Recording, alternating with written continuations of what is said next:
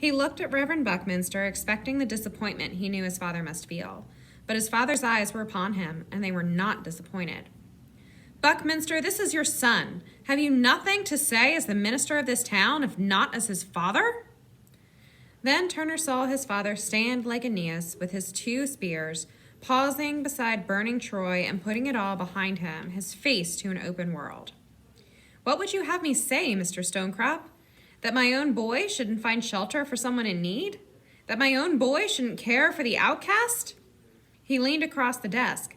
By God, that my own boy shouldn't stand up, as his father should have stood up, against the money of the town when it set about to destroy a community that never harmed it, merely for the sake of tourists from Boston?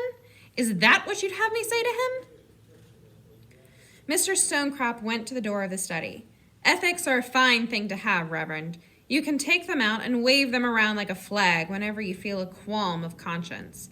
And all that flag waving will make you feel just like you're up there in heaven with God himself. But God has seen fit to set me to live in the here and now, Reverend. And I do what it takes to live in the here and now.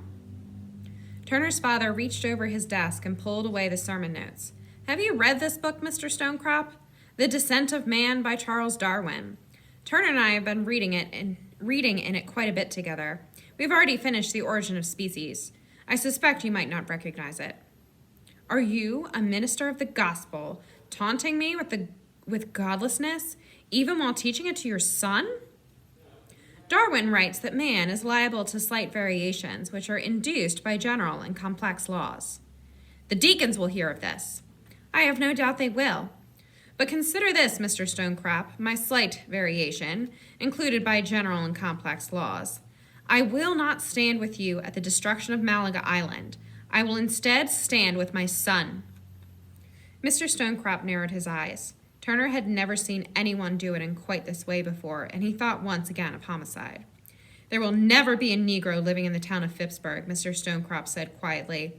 I will see to it myself. He flung the keys onto the floor.